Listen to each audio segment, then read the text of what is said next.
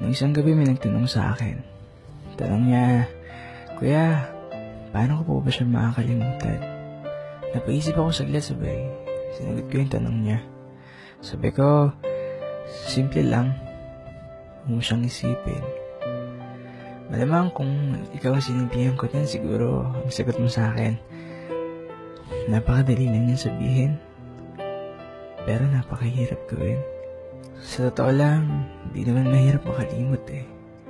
Mahirap talaga yan tumanggap na isang pangyayaring minsan hindi natin gusto mangyari sa atin. Minsan, bigla-bigla na lang nasisira ang lahat na hindi natin alam kung bakit nangyayari sa atin ang mga ganito. May mali ba tayong nagawa? May nasabi ba tayong mali? Para masira ang isang pagsasamang iningatan natin ng lubos-lubos. Pero, paano ka nga ba makakalimot? Paano nga ba mawawala sa isip mo ang isang taong naging laman ng puso at isipan mo ng pagkatagal-tagal na panahon? Simple lang. Tulad ng sagot ko sa kanya, huwag mo siyang isipin. Napaka-basic, diba? Pero, ang dami pwedeng sabihin, pinaikli ko lang. Ang daming pwedeng gawin sa buhay. Ang dami mong pwedeng gawin. Maglaro ka, lumabas ka ng bahay, manood ka ng masasayang pelikula, lumipad kasama ang mga kaibigan, pumunta kung saan-saan, tigilan ng paikinig sa malulungkot ng musika, iwasang pumusita, sumilip sa mga bagay na ang tanging nagagawa lang ay magpaalala sa kanya. Tandaan mo, nawawala sa isipan natin ang isang bagay, lalo na kapag may ibang bagay na tayong iniisip, mga bagay na gusto nating gawin, mga bagay, tao na ngayon nagpapasaya at nagpapangiti na sa atin.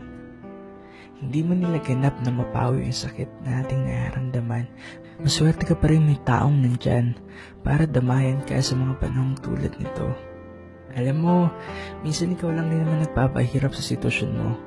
Nagtataka ka kung bakit hindi ka makalimot. Nagtataka ka kung bakit hindi ka makausad.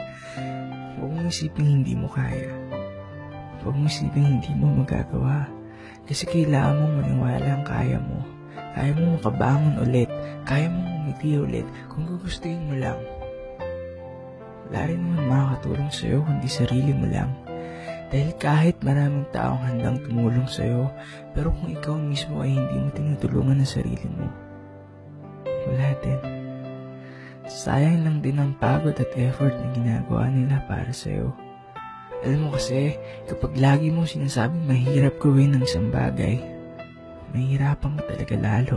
At kapag lalo mong iniisip na kakalimutan mo siya, mas lalong hindi mo siya makakalimutan. Alam mo kung bakit? Kasi sinasabi mo lang, pero hindi mo ginagawa. Sabihin na natin, sige, mahirap makalimot. Pero tandaan mo rin maraming paraan para maging masaya hanggang sa matanggap mo na ang lahat. Matanggap mo na ang lahat ng bagay. Lahat ng bagay na wala na. Huwag kang mawala ng pag-asa. Lilipas din ang lahat. Babalik ang sigla ng mga ngiti. Mapapawi ang lahat ng sakit na nadarama. Makakatulog ng mahimbing. Mananaginip ng masaya. At makakabuo ng isang panibagong pangarap. Isang pangarap na kasama ang isang taong nakakaalam ng ating halaga. Isang taong magagawa tayong pasayahin, hindi lamang sa salita, kundi pati sa gawa. Dahil siya, yung taong nararapat para sa atin. Kahit nga lang siya dumating. Uulit-ulitin kong sasabihin sa yung magpakasaya ka, kasi nararapat ka maging masaya. Alalahanin mo may isang tao rin nalulungkot dahil nalulungkot ka, nasasaktan dahil nasasaktan ka. Hindi mo man siya ngayon mapansin dahil malabo ang iyong paningin dulot ng luha sa iyong mga mata. Pero darating ang araw, darating siya na dala ang panyong papawi ng lahat ng sakit na iyong nararamdaman. Konting tiis lang, konting paghihintay lang. Pasensya lang. Walang gamot sa pusong nagdurusa, kundi panahon.